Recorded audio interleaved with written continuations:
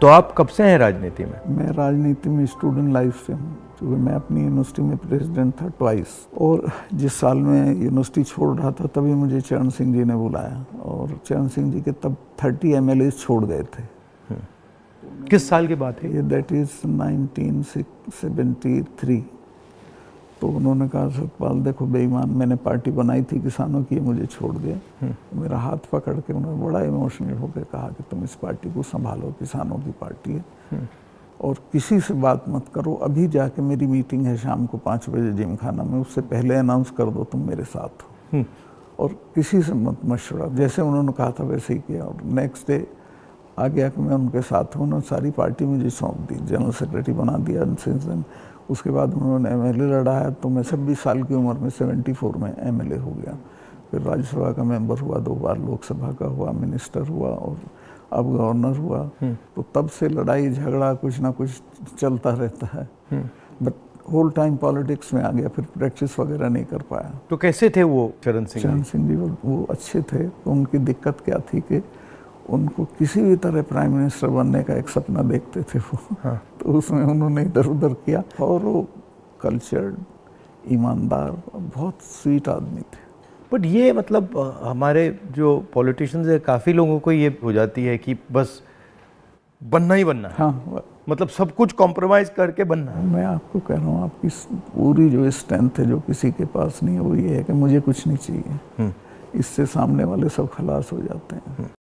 But ये होता क्यों है कि मतलब इतनी मतलब इम्पेशेंस हो जाती है कि बस हर हालत में ही, मतलब काफ़ी पॉलिटिशियंस ऐसे होते हैं। आज़ादी के फौरन बाद तो राजनीति एक तरह से कर्तव्य था, और लोग करते थे उसको उस तरह। फिर ये प्रोफेशन हो गया, और अब ये बिजनेस हो गया है। आप जम्मू कश्मीर में जब थे जी, मतलब बड़ा कॉम्प्लिकेटेड टाइम था, बहुत कॉम्प्लिकेटेड। उसके बारे में आपकी क्या राय है? क्या मेरी ये राय है कि जम्मू कश्मीर को आप ज़बरदस्ती या फौज से ठीक नहीं रख सकते हैं। वहाँ के लोगों को जीत के आप कुछ भी कर सकते हैं, और वहाँ के लोग एमिएबल हैं। ऐसा नहीं कि इम्पॉसिबल है। मैंने तो देखा, मैंने उनको अपने साथ किया। आपने अंदर से डिटेल से देखा, सोल्यूशन वहाँ किस बेसिस पे आएगा? इमीडिएटली तो उनकी स्टेटहुड वापस करना चाहिए। उनको इतना 370 नहीं चुभा जितनी स्टेटहुड लेकर यूनियन टेरिटरी बनाना चुभा। और यूनियन टेरिटरी इन्होंने किस लिए बनाया, जो मुझे लगता है, मुझे नहीं बताई वो बात, इनको ये अंदाज़ा था कि पुलिस रिवोल्ट कर जाएगी, जबकि ऐसा नहीं था। पुलिस इतनी फेथफुली रही भारत सरकार के साथ कि ईद का महीना था, एक सिपाही ने छुट्टी भी नहीं मांगी, वहीं लाइन में रहे। तो एक तो स्टेटहुड, और उनका प्रॉमिस भी है अमित शाह का हाउस में, उसको इमीडिएटली वापस करना चाहिए, और फिर इलेक्शन करा देने चाहिए। बट जब मैं जम्मू गया, ये जम्मू के लोगों को भी ये लगता है कि हमारा मतलब स्टेटहुड ले लिया। हाँ, उससे तो वो भी खुश नहीं है। सबसे ज़्यादा वही चीज़ चुभी है। तो ये मतलब कर क्यों नहीं रहे इसको? पता नहीं, मेरी बात हुई, मैंने कहा वापस कराइए, तो बोला कह दिया होगा, क्या जरूरी है वापस कराना, चल तो रहा है सब ठीक। कहाँ ठीक चला, सारी इंसर्जेंसी वापस आ गई है, टेररिस्ट एक्टिव हो गए। अब तो काफ़ी घटनाएं हो रही हैं। अब तो जगह जगह हो रही हैं। राजौरी में रोज़ होता है, ऊपर कश्मीर वैली में रोज़ कुछ ना कुछ होता है। आपकी क्या राय है उसके बारे में, पुलवामा के बारे में? पुलवामा के बारे में मैं ये तो नहीं कहता इन्होंने कराया, बट पुलवामा में इन्होंने उसको इग्नोर किया और पॉलिटिकल इस्तेमाल किया अपने लिए, क्योंकि उसमें इनकी स्पीचेस हैं जिसमें ये कहता है कि जब वोट देने जाओ तो पुलवामा की शहादत को याद रखना। जैसे ही मैंने पुलवामा के बारे में सुना, मुझे पता लगा कि हमारे जो शहीद हैं एयरपोर्ट आ रहे हैं जी, तो मैं सीधा एयरपोर्ट गया। हमारी सिक्योरिटी वालों ने मुझे कहा कि नहीं नहीं नहीं आप मत जाइए, मगर मैंने कहा मैं जा रहा हूँ। तो मैं एयरपोर्ट में चला गया, और एयरपोर्ट में उस टाइम मुझे कमरे में बंद कर दिया, और मुझे कहा कि देखिए आप कमरे से नहीं निकल सकते। मैंने कहा मतलब? तो उधर वो सब शहीद आए थे, वहाँ पे आर्मी के लोग थे, प्रधानमंत्री आ रहे थे, और मुझे मतलब लिटरली चाबी से बंद किया कि आप बाहर नहीं जा सकते। मैंने सिक्योरिटी वालों से बोला ये मतलब ऐसे कैसे कर सकते हैं, और फिर लड़के मैं वहाँ से निकला तो मुझे लग रहा था कि एक पूरा वहाँ पे शो सा क्रिएट हो रहा था। हाँ, वो था ही। वो प्रधानमंत्री को श्रीनगर जाना चाहिए था, राजनाथ सिंह आए थे, मैं था, हम लोगों ने श्रद्धांजलि दी थी। प्रधानमंत्री को उसी दिन जाना चाहिए था। नहीं, मगर मुझे उसमें क्या शौक लगा कि ऐसे लग रहा था कि एक कोई बड़ा इवेंट सा हो रहा है ना, इसके और वहाँ पे प्रधानमंत्री आए हैं और ये पूरा मतलब जैसे देश को दिखा रहे हैं कि भैया देखो, काफ़ी डिस्टेस्टफुल सा था। जिस दिन ये हुआ तो ये नेशनल कॉर्बेट पार्क में शूटिंग करा रहा था अपनी, तो ये अवेलेबल मैंने 3-4 बार कोशिश की, मिला ही नहीं मुझको। 5 या 6 बजे इसका फ़ोन आया, हाँ सतपाल भाई क्या हुआ? मैं कहा हमारे इतने लोग मर गए हैं और हमारी गलती से मरे हैं। तो बोला नहीं नहीं चुप रहना, अभी कुछ नहीं बोलना इस पर। फिर 1 घंटे बाद ये डोभाल जो मेरा क्लास फेलो रहा लॉ में मेरठ में, तो इसका फ़ोन आया, सतपाल भाई आप बोल दी। मैं 2 चैनल को बोल चुका था ये बात, तो इन्होंने कहा नहीं नहीं कुछ नहीं बोलना है इस पर। मैं कहा ठीक है, मैं समझा कुछ जांच वाँच कराएंगे, उस पर असर पड़ेगा। कुछ भी नहीं। तीसरे दिन इनका आ गया कि ये पुलवामा की शहादत को याद रखो और अब हम बालाकोट करेंगे, ये करेंगे, वो करेंगे। और अभी तक उसमें कुछ नहीं हुआ? कुछ नहीं, करना भी नहीं है इसको। पुलवामा के शहीद जिस तरह हुए थे इसलिए हुए कि उन्होंने 5 एयरक्राफ्ट मांगे थे। अगर वो मेरे से मांग लेते तो मैं इमीडिएटली कर देता। मैं तो वहाँ स्टूडेंट्स जब जम्मू में फंस जाते थे बर्फ में, उनको एयरक्राफ्ट से, क्योंकि दिल्ली में एयरक्राफ्ट इमीडिएटली मिलता है किराए पे। 4 महीने तक एप्लीकेशन उनकी पड़ी रही होम मिनिस्ट्री में और 4 महीने बाद वो खारिज कर दी कि नहीं देंगे। तब वो सड़क से चले। इतना बड़ा मतलब 4 महीने के लिए वो चले ही नहीं? चले ही नहीं, इसलिए कि वो सड़क से चलना बिल्कुल इनसिक्योर होता है, वो उनके उसमें नहीं है सिस्टम में। 5 जहाज मांगे थे उन्होंने, वो नहीं दिए। 4 महीने तक लटकाए रखे। और तो 4 महीने के लिए क्या होल्ड पे थे? क्या होल्ड पे थे? सब मेरे सामने नहीं आई। अगर मेरे सामने आई होती तो मैं उसमें कुछ करता। That was between CRP and home ministry. लेकिन ये थी कि अटैक हो सकता है। इसके अलावा वो जो गाड़ी टकराई थी वो 10 दिन से घूम रही थी वहाँ, पूरा आप समझिए कि भरी हुई विस्फोटक से। वो कैसे, मतलब इतना एक्सप्लोसिवली कैसे, मतलब ऐसे घूम रही थी? सिस्टम नहीं था ठीक से। और जब मैं गया हूँ फिर पुलवामा होने के बाद, तो जो 10 किलोमीटर का स्ट्रेच है उसमें लगभग 8-10 लिंक रोड मिलती हैं। एक भी सैनिटाइज नहीं थी उस दिन। बल्कि हम तो जब अपनी पुलिस को भेजते थे कश्मीर की, तो पूरी रोड पे सिविल ट्रैफिक बिल्कुल रोक देते थे, सैनिटाइज कर देते थे, तब भेजते थे। ना हाईवे सैनिटाइज था ना वो लिंक रोड। और लिंक रोड जहाँ हाईवे में मिलती है वहाँ रिवाज ये है कि वहाँ एक जिप्सी खड़ी होनी चाहिए जो उसे रोक दे कि नहीं भई ये काफिला चला जाए सीआरपी का, तब जाना। ब्लॉक कर कुछ नहीं था, there was nothing like that. तो जब आप वहाँ गए, जैसे पॉलिटिक्स में हम ऐसी घटनाओं में जाते हैं, तो जब हम कहीं पहले पहुँचते हैं कोई माइंड में कोई फीलिंग आती है, तो इसमें आपकी क्या फीलिंग आई थी जब आप पहली बार वहाँ गए? आप मेरा यकीन करेंगे, आई वॉज इन टीयर्स। और मैंने इसको फ़ोन किया, मुझे नहीं मिला। जब 5 बजे मेरी बात हुई तो मैंने कहा हमारी गलती से हुआ ये। तो बोला नहीं नहीं इस पर आपको चुप रहना है। मैं चाहता था कि कुछ सर इसमें कटने चाहिए जिनकी जिम्मेवारी थी। कुछ भी नहीं, किसी का नहीं, कुछ नहीं हुआ। उसको इलेक्शन के लिए यूज़ करना चाहते थे कि ये पाकिस्तान ने किया, हमारे जवान मारे और अब हम हराएंगे। भारत जोड़ो यात्रा में हम वहीं से निकले, एक्चुअली साइट से निकले, पुलवामा से। तो मुझे ये लग रहा था कि जो आपने बोला कि ऐसी जगह पे, स्ट्रेटेजिक जगह पे इतना एक्सप्लोसिव कहाँ से आ गया, कैसे आया, वो मेरे दिमाग में क्वेश्चन था। सारा पाकिस्तान से आया था, बट इतना 600-300 किलो। हाँ, ये बॉर्डर तो हमारा पोरस है और ये इतना एक्सप्लोसिव इंडिजिनसली प्रोक्योर करते तो वो बात फैल जाती। ये 10-12 क्विंटल तो आया हुआ था, उसमें से ये गाड़ी पूरी भरी थी एक्सप्लोसिव से। और बताया मुझे जब मैं गया कि साहब ये तो 10-12 दिन से घूम रही थी गाड़ी। जो गाड़ी चला रहा था उसका भी, मालिक का, दोनों का टेररिस्ट रिकॉर्ड था। दोनों कई बार गिरफ्तार हो लिए थे, फिर छूट गए थे, फिर गिरफ्तार हुए थे, फिर छूट गए थे। अच्छा, तो उन पर कोई निगाह नहीं थी इंटेलिजेंस एजेंसीज की। यहाँ मीडिया में, मतलब मैं देख रहा था, यहाँ पे इतना बड़ा कास्ट सेंसस का मुद्दा है, बट अब आजकल बस इजराइल कास्ट सेंसस को नहीं दिखा। मतलब जो चाहे वो अदानी हो चाहे वो कास्ट सेंसस हो, जो ज़रूरी बातें हैं उसका कुछ नहीं होगा, मगर इजराइल हो, बॉलीवुड हो, क्रिकेट हो, उस पर चलते जाएंगे। अदानी तो आपने इसके चिपका दिया, वो तो छूटेगा नहीं। गांव-गांव चला गया अदानी का। और लोग ये कहते हैं अदानी के यहाँ इसी का रुपया है। हाँ, वो 20,000 का आपने उठाया था, 20,000 को इतना बड़ा इन्वेस्टमेंट कहाँ से आएगा? कल ही एक स्टोरी आई है कि ये कोयले के प्राइस इन्फ्लेट कर रहा है। वहाँ से इंडोनेशिया से कोयला नाव में जाता है और यहाँ पहुँचते उसकी प्राइस इन्फ्लेट हो जाती है और फिर लोगों को बिजली के लिए ज़्यादा रेट देना पड़ता है, मगर वो भी मीडिया ने कहीं नहीं उठाया। मुझे खबर ये दी गई कि जिस दिन मैं ये करण थापर का इंटरव्यू किया, इन्होंने बुला के सब चैनल्स को कहा कि खबरदार कोई रिपोर्टिंग नहीं होगी, और अतीक अहमद का केस हो गया और उसको 10 दिन तक हेडलाइन। जब मैंने वो देखा, मैंने अपनी बहन से कहा कि ये जो आपने पुलवामा की बात की है, इसके कारण ये किया गया है, हाँ, टोटल डिस्ट्रैक्ट करने के लिए। मैंने नोटिस किया जब आपने पुलवामा की बात की तो ये सब डर गए थे, लेकिन अतीक अहमद ने उसको 10 दिन तक खत्म कर दिया, ओवरशैडो कर दिया। बिल्कुल। भारत जोड़ो यात्रा में मुझे एक बात समझ आई कि कितना भी मीडिया पे कंट्रोल हो, अगर आदमी डायरेक्ट जनता के पास जाता है, हाँ, तो फिर कोई नहीं, तो नहीं चलता। जनता ओनली आंसर है, जनता के पास जाना।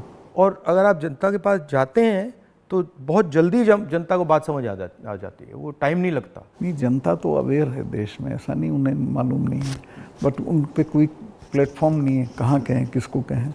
उनके रिप्रेजेंटेटिव भी ऐसे ही गए गुजरे हैं सब। पहले मैंने पार्लियामेंट में स्पीच दी कास्ट सेंसस के बारे में। जब मैं इसकी रिसर्च कर रहा था, मैंने देखा कि हमारे सब इंस्टीट्यूशंस में, चाहे वो मीडिया हो, ब्यूरोक्रेसी हो, जो ओबीसी वर्ग है, जो दलित वर्ग है, जो ट्राइबल वर्ग है, उनका कोई रिप्रेजेंटेशन नहीं है। मतलब आप बिलीव नहीं कर सकते, मीडिया में चाहे आप सबसे बड़े मीडिया हाउसेस देख लीजिए या सारे जो एंकर्स हैं, सारे रिपोर्टर्स देख लीजिए, इसमें एक ओबीसी नहीं है, एक दलित नहीं है, एक ट्राइबल नहीं है। इसके बारे में आपकी क्या राय है? नहीं, मैं तो चूँकि लोहियाइट रहा हूँ, तो लोहिया ने एक बार कहा था कि मुझे कमेटी बनानी थी गोवा की आज़ादी की, तो मैं जब भी कमेटी बनाऊँ उसमें 48% अपर कास्ट आ जाते थे, नाम मांगूं तो भी वही आते थे। तो ये सिस्टम बन गया है यहाँ का। इसको चेंज करने का आपकी राय क्या है?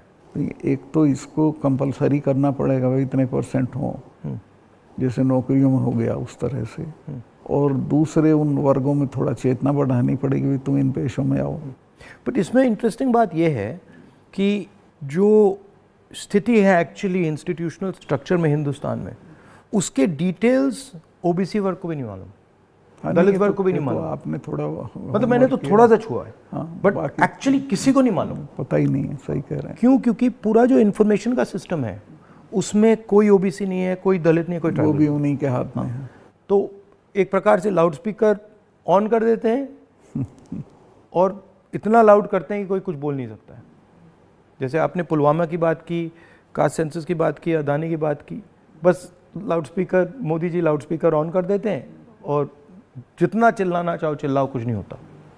कुछ दिन पहले मैं दिल्ली में 3-4 घंटे बढ़इयों के साथ काम किया, तो वो मुझे बता रहे थे कि हम सोफ़ा बनाते हैं, चेयर बनाते हैं, टेबल बनाते हैं, मगर जिस शोरूम में वो बिकता है उसमें हम जा नहीं सकते। मतलब काम हमारा, मेहनत हमारी, मगर फल हमारा नहीं। और कितना गुना एनहांस करके पैसा लेते हैं उसका। इनको तो कुछ मिलता नहीं गरीबों को। ये बहुत ही एक्सप्लॉयटेटिव सिस्टम है। तो अगर आप जीएसटी देखें, जीएसटी भी इनडायरेक्ट टैक्स है, उसमें छोटे व्यापारी, किसान, मजदूर वो टैक्स भरते हैं। डिमोनेटाइजेशन भी उनके खिलाफ हथियार था। किसान आंदोलन में तो आपने काफ़ी कमेंट किया है, वो भी मतलब उनके घर में से पैसे निकालने का तरीका था। नहीं, वो तो इनका मैं बताता हूँ, अगर आप नहीं हटाओगे इस बार तो खेती को तो ये पूरी तरह खत्म, मतलब किसान छोड़ के भाग जाएगा और ये कॉरपोरेट को दे देंगे। इनका ये इरादा है। मैं तो खेती करता था। मेरे गांव में पूरी यूपी की सबसे बड़ी काश्त थी। एक हमारे चाचा थे, उनके पास 2500 बीघा ज़मीन थी। और आज मैं जाता हूँ तो सब के लड़के शहर में आ गए हैं, क्योंकि एजुकेशन नहीं है, हेल्थ सर्विसेज नहीं है और सिक्योरिटी नहीं है, तो वो बटाईदार को देके वो धीरे धीरे ख़त्म हो जाएगी खेती। खेती को ख़त्म करेंगे, फौज ख़त्म करी दी से ये ला के अग्निवीर में कौन इतने से अरसे के लिए अपनी जान देगा। तो ये शने शने सब लोगों को, ये हर इंस्टीट्यूशन को पकड़ के ख़त्म कर देते हैं। इनकी मतलब इमीडिएटली ये, चाहे वो सेना हो, सरकार हो, ब्यूरोक्रेसी हो, इलेक्शन कमीशन, जैसे इनके हाथ पड़ता है वो अपने लोगों को बैठा के कुछ ना कुछ उल्टा। मैं आप एक स्टडी करा लीजिए, सेंट्रल यूनिवर्सिटी के जो वाइस चांसलर्स हैं पिछले 1 साल में लगे हैं, वो 100% वो हैं जिनके संघ से कनेक्शन थे। उसके बिना आप कोई नौकरी नहीं पा सकते हैं आज, और सेंट्रल यूनिवर्सिटी की तो बिल्कुल नहीं पा सकते हैं। जो इंटर कॉलेज के प्रिंसिपल होने लायक भी नहीं थे, वो वीसी लगे हुए हैं सब जगह। मतलब इनका शिक्षा का सिस्टम नहीं रहा, कंट्रोल का, माइंड कंट्रोल का सिस्टम बनाने की कोशिश। आपके मुताबिक इम्प्रूवमेंट लाने का क्या तरीका है? देखिए, सबसे बेसिक सवाल है कि किसान को उसकी फसल का दाम सही नहीं मिलता है, और उसके चलते वो हर साल गरीब होता जाता है। जो एक फसल का दाम पिछले साल था, खाद का और बाकी चीज़ों का जो दाम था, उसकी तुलना में इस साल में और फ़र्क हो जाता है। तो उसकी परचेजिंग पावर हर साल कम होती चली जाती है, और उसे पता नहीं चलता।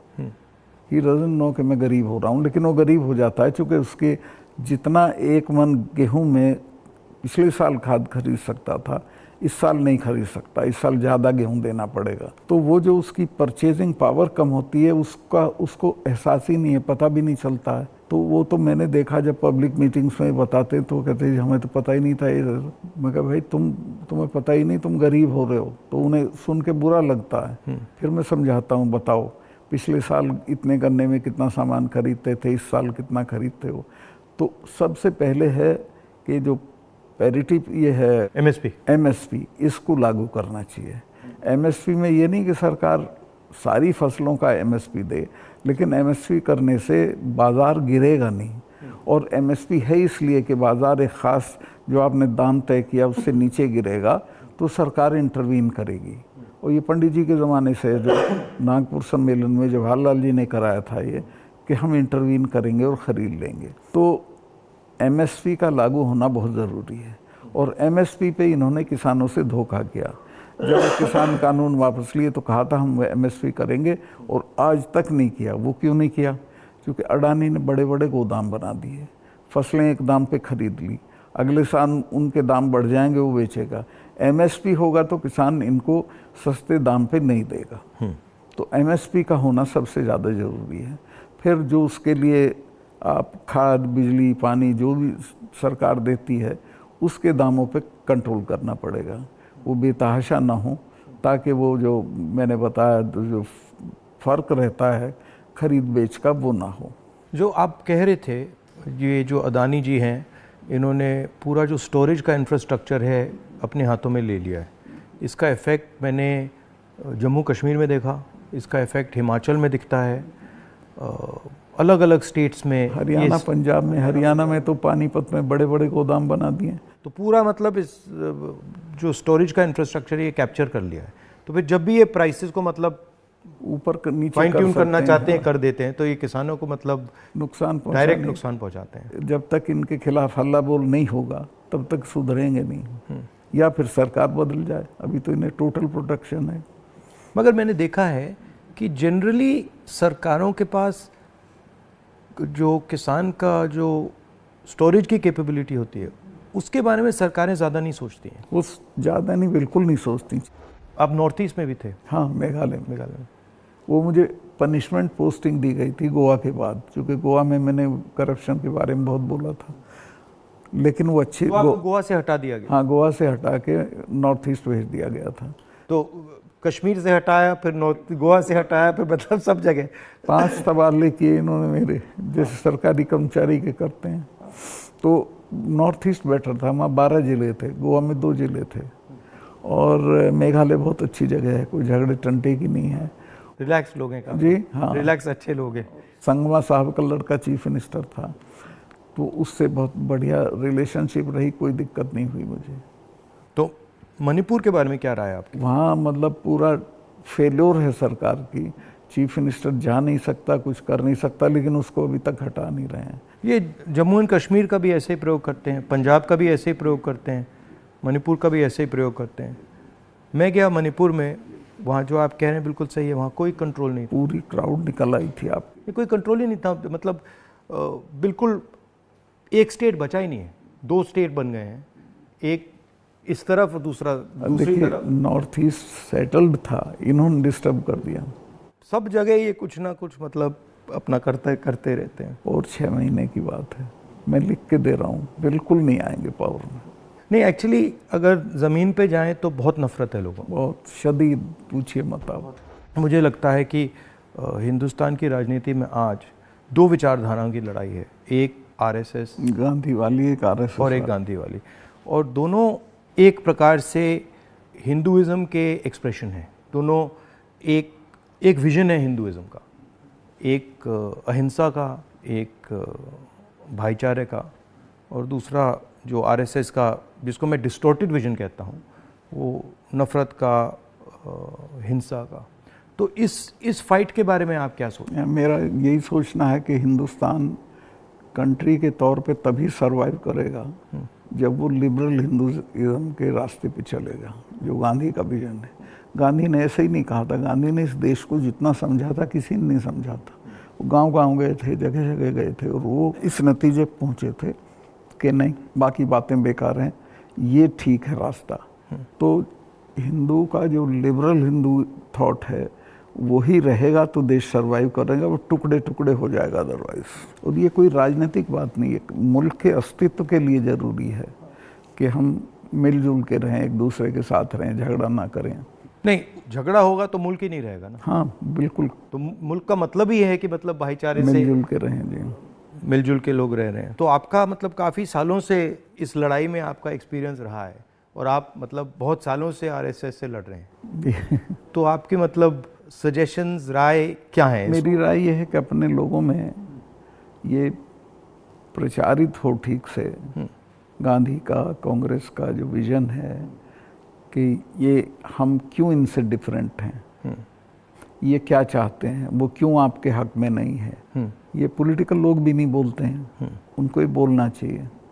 और जो आप कह रहे थे, जो क्रिस्टलाइजेशन होना चाहिए पॉलिटिकल लोगों की माइंड में कि भाई ये अब ये राजनीतिक लड़ाई नहीं है, अब ये आइडियोलॉजिकल लड़ाई है, वो क्रिस्टलाइजेशन इतना हो नहीं रहा है। वो नहीं हो रहा है, क्योंकि देखिए हिंदुस्तान का आदमी जो पॉलिटिक्स में एक्टिव है वो राजनीति तक और अपने तक एक्टिव है। वो एक तो पहले तो देश के बारे में उस तरह नहीं सोचता जैसे सोचना चाहिए, और वो जो ब्रॉडर इश्यूज हैं उन पे राय नहीं बनाता है, राय जाहिर नहीं करता है, उस पर खड़ा नहीं होता है। तो वो हम पॉलिटिकल लोगों को करना पड़ेगा। और इसमें यह भी है कि जो, जैसे मैंने कहा कि इंफॉर्मेशन का सिस्टम जो है आसानी से राय बनाने भी नहीं देता है, तो डिस्ट्रैक्ट करता रहता है। तो इंफॉर्मेशन का सिस्टम तो वन वे हो गया है, उसमें आपकी बात तो आएगी नहीं, जो दूसरी बात है वो आएगी। और लेकिन एक अच्छी चीज़ हुई है कि लोगों ने टीवी देखना बंद कर दिया, भरोसा चला गया है। इस वक्त हम लोगों की एक ही स्ट्रेंथ है, दैट इज सोशल मीडिया। हम लोगों की बात सोशल मीडिया से फैलती है। ये उसको भी रोकने के सिस्टम ढूंढ रहे हैं, कैसे रोका जाए, वो अभी नहीं हुआ है, लेकिन वो हमारी स्ट्रेंथ है। जो प्रिंटेड मीडिया है, इलेक्ट्रॉनिक है, सब को इन्होंने कंट्रोल कर दिया, वन साइडेड कर दिया। लेकिन अच्छी बात यह कि लोग भी उसको समझ गए हैं, तो इनकी बात को यकीन नहीं करते, वो कहते नहीं ये तो गड़बड़ है। आपने कहा कि सोशल मीडिया में मतलब हमारा थोड़ा सा असर है, बट मेरे अकाउंट्स को तो पूरा सप्रेस किया जाता है, जैसे चाहे वो मेरी यूट्यूब हो, फेसबुक हो। नहीं, आपके होगा, पर आपके समर्थन में जो लोग करते हैं वो उसे नहीं रोक सकते। मगर जो वही है आपकी स्ट्रेंथ। जो सेंट्रल मेरा अकाउंट है उसको तो पक्का रोकते, मेरा यूट्यूब अकाउंट को तो पूरा दबा रखते। मेरा भी कुछ नहीं है, कहीं कुछ नहीं आता है, लेकिन जो हम लोगों के पक्ष में बात बोलते हैं वो फैलती है। मैंने देखा है कि जब भी सरकार पे कोई प्रेशर आता है, जैसे अगर कास्ट सेंसस की बात हो, अदानी की बात हो, एमएसपी की बात हो, किसानों की बात हो, तो ये कोई ना कोई गिमिक निकाल देते हैं। और अभी मैंने देखा कि जब मैंने पार्लियामेंट में अदानी की स्पीच दी तो सबसे पहले टीवी ऑफ कर दिया, उसके बाद मुझे पार्लियामेंट से निकाल दिया, और फिर स्पेशल सेशन की बात हुई, उसके बाद स्पेशल सेशन के अंदर भारत या इंडिया का डिस्कशन की बात हुई, और फिर एंड में विमेंस बिल की बात हुई, और विमेंस बिल भी वैसा कि वो 10 साल में आएगा, आज नहीं आएगा ही नहीं कभी। तो ये इनका ये तरीका जो है, चाहे वो पुलवामा हो, विमेंस बिल हो, डिस्ट्रैक्ट करने का इनका बहुत इफेक्टिव तरीका है। 2-3 चीज़ें हैं प्रधानमंत्री की। एक तो ये किसी भी चीज़ को वो बना देता है इवेंट, छोटी छोटी चीज़ का, और उसका अपने पक्ष में इस्तेमाल कर लेते हैं। वीमेंस बिल का भी इसने यही किया, औरतों को कुछ मिल नहीं रहा है और एहसास ये करा दिया, पता नहीं कितना बड़ा काम कर दिया। हाँ हाँ, मतलब शो बहुत ग्रैंड शो होता है। जैसे वो पार्लियामेंट की बिल्डिंग, नई बिल्डिंग में जा रहे थे तो कॉन्स्टिट्यूशन को हाथ में पकड़ के पूरा मतलब ड्रामा। नई बिल्डिंग वाला इसकी कोई ज़रूरत नहीं थी, पर उनको पत्थर लगवाना था कि मैंने भी बनवाई थी एक पार्लियामेंट। लेकिन वो हर चीज़ को उसी तरह से बहुत मैग्लोमैनियक की तरह करते हैं। जैसे पुराना हाउस है, उसमें अगर आप एक्सपेंशन करना चाहते हैं तो सेंट्रल हॉल में आप लोकसभा डाल दीजिए, लोकसभा में आप राज्यसभा डाल दीजिए, हो गया काम। मतलब सेंट्रल हॉल में मतलब वो बिल्डिंग तो उसकी अगर केयर हो भी कई सौ साल चलेगी। हाँ, तो बिल्कुल। और अगर आपको सेंट्रल हॉल चाहिए तो एनेक्सी में सेंट्रल हॉल कर देते। बिल्कुल। तो प्रॉब्लम ही नहीं थी, बट प्रॉब्लम क्रिएट करके, शो करके पूरा मतलब, पर इससे देश को काफी नुकसान होता है। क्योंकि नुकसान होता है, लेकिन एक अच्छी चीज ये है कि लोग इसको समझ रहे हैं। लोग ना समझें तो दिक्कत है, लोग हर चीज समझ रहे हैं। मैं तो बिल्कुल नीचे तक जाता हूँ, वो सब बोल रहे हैं इस चीज को कि साहब इसको करना वरना कुछ नहीं है, ये ऐसे ही करता रहता है। और एक्चुअली जब मैं इनके भाषण सुनता हूँ और इनकी जो पॉलिसीज देखता हूँ तो एक्चुअली डेप्थ नहीं है, डिटेल में नहीं जाते। ज़रूरत नहीं है उसको सिर्फ रूल करना है, कोई इम्प्रूवमेंट नहीं करना, कोई चेंज नहीं करनी है, सिर्फ राज करना जिसे बोलते हैं ना, बहुत क्रूड लैंग्वेज में साड़ा राज है, राज करना है, दैट्स ऑल। और वो उस तरह से जो जवाबदेही जनता के लिए होती है वो महसूस भी नहीं करते हैं। आपने काफ़ी बहादुरी के साथ जो पुलवामा के बारे में बोला, आपने जो अदानी के बारे में बोला, किसानों के बारे में बोला, तो फिर आपको धमकाया गया, सीबीआई इंक्वायरी कराएगी, सब शुरू हो गया, पूरा इनका सिस्टम चालू हो गया। आप हैरत करेंगे, ये कानून है कि जो शिकायत करता है उसको सज़ा नहीं दी जाती है। मैंने शिकायत की जिनकी की, उनका आज तक इंटरोगेशन नहीं हुआ। मेरे यहाँ 3-3 बार आ गए, मेरे स्टाफ के लोगों के फ़ोन ले गए सीबीआई वाले। मैंने कहा भाई तुम कुछ कर लो, मेरा कुछ नहीं बिगाड़ सकते, मैं तो फ़कीर हूँ, मेरे बिना कुछ है। तो तंग आ गए वो, लेकिन करना पड़ा। फिर यही कहते थे लास्ट में, साहब नौकरी कर रहे हैं मुकदमा। वो मुझे भी यही कहते थे कि भाई आप छोड़िए, मतलब हमें दबाया जा रहा है, हमें करना पड़ रहा है, इसमें कुछ है नहीं। उनकी भी मजबूरी है, उनकी मजबूरी है, क्या करें।